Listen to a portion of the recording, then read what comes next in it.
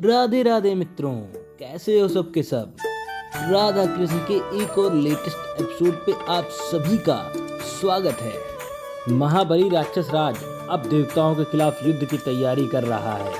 उसकी पत्नी आकर आरती के द्वारा उसकी पूजा करती है और कहती है कि मेरी प्रेम की शक्ति आपके साथ है, जाइए आप ही विजयी होंगे। और यह कहते हुए सैनिकों से वह राजा शंखचूर्ण की जय जयकार लगवाती है। शंखचूर्ण की पत्नी ही उसकी शक्ति का स्रोत है। वह एक पतिव्रता, पति को प्रेम करने वाली स्त्री है। शंखचूर्ण को युद्ध की तैयारी करता हुआ देख देवराज इंद्र भी युद्ध के लिए सज्ज हो जाते हैं और देवताओं से कहते हैं कि उस शंखचूर्ण की इतनी हिम्मत कि वो देवताओं पे हमला करेगा। आज हम देवता उसको अपनी शक्ति दिखाएंगे। और यह कहते हुए वो देवताओं की सेना को जोश से लबरेज कर देते हैं। उधर राक्षसों की सेना हमला कर रही है और शंखचूर्ण की पत्नी तप में लीन है और श्री कृष्ण इस नज़ारे को देख रहे हैं। आसमान में बिजलियां कड़क रही हैं और दाऊ श्री कृष्ण से पूछते हैं कि ये किस तरीके का विनाशक कोलाहल है।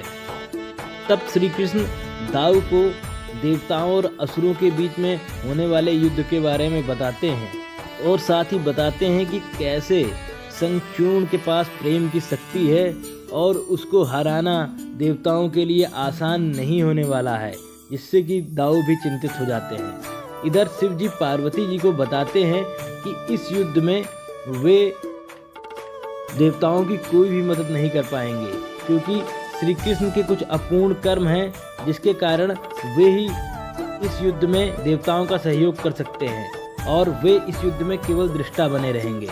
शंखचूर्ण अपनी सेना के साथ देवलोक आ चुका है और वह देवराज इंद्र को युद्ध के लिए चुनौती देता है, जिस पर देवराज इंद्र कहते हैं कि शंखचूर्ण तू मूर्ख है और तेरी मृत्यु ही तुझको यहाँ देवलोक में खींच कर लेके आई है। इस प्रकार के वार्तालाप के बाद देवराज इंद्र और शंखचूर्ण दोनों ही अपनी सेनाओं को युद्ध के लिए आदेश दे देते हैं। इस तरह देवासुर संग्राम शुरू हो जाता है। इंद्र अपने पूरे बल के साथ लड़ना प्रारंभ कर देते हैं। इधर शंखचूर्ण भी युद्ध शुरू कर देता है। दोनों के बीच में युद्ध शुरू हो जाता है। शुरुआती द्वंद्व में कोई भी स्पष्ट विजेता दिखाई नहीं देता, दोनों ही अपनी शक्ति का प्रयोग करते हैं। राधा भी आसमान में हो रही इस कोलाहल को लेकर बहुत ही चिंतित है और युद्ध के दौरान शंखचूर्ण की पत्नी तप में विलीन है। अपनी शक्तियों का ज़्यादा असर न होने पर देवराज इंद्र सभी महत्वपूर्ण देवताओं को आदेश देते हैं कि वे शंखचूर्ण को घेर लें और एक साथ आक्रमण करके इस दुष्ट का अंत करें। देवता शंखचूर्ण को घेर लेते हैं। यह देखकर बलदाऊ बोलते हैं कि अब तो शंखचूर्ण का अंत आ गया है। इस पर श्री कृष्ण कहते हैं कि आप इतना निश्चित कैसे हो सकते हैं दाऊ, जबकि मैंने आपको बताया था कि शंखचूर्ण के साथ प्रेम की शक्ति है। इसी बीच सभी देवता मिलकर शंखचूर्ण पर वार करते हैं, परंतु एक अदृश्य कवच शंखचूर्ण की देवताओं के सम्मिलित वार से भी रक्षा कर रहा है और ये उसकी पत्नी के तप के द्वारा निर्मित किया गया है, जिसे देखकर देवराज इंद्र अवाक रह जाते हैं और शंखचूर्ण के दोबारा चुनौती देने पे जोश में आकर वज्र निकाल लेते हैं। अब दाऊ कृष्ण से जानना चाहते हैं कि क्या शंखचूर्ण वज्र से भी बच सकता है। वज्र तो उसका अंत है। दूसरी तरफ राधा कृष्ण को ढूंढ रही हैं। दाऊ आश्चर्यचकित है क्योंकि इंद्र का वज्र भी असफल हो चुका है।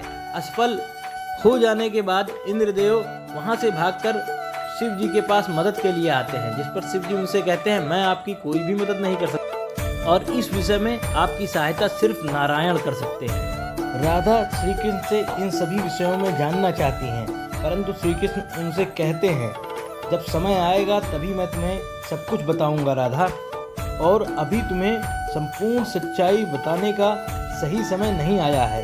और यह कहते हुए वे वहां से चले जाते हैं। राधा मन ही मन सोचती हैं कि मैं पूर्ण सत्य जान कर ही रहूंगी कान्हा। अभी श्री कृष्ण एकांत में पहुंचे ही थे, तब तक देवराज वहां पर आ जाते हैं और उनसे मदद की याचना करने लगते हैं, परंतु इस पर श्री कृष्ण उनसे कहते हैं कि मैं आपकी कोई भी मदद नहीं कर सकता। तब देवराज उनसे कहते हैं तो देवताओं की मृत्यु होते हुए देखिए, तब शायद आपको हम पर दया आ जाए।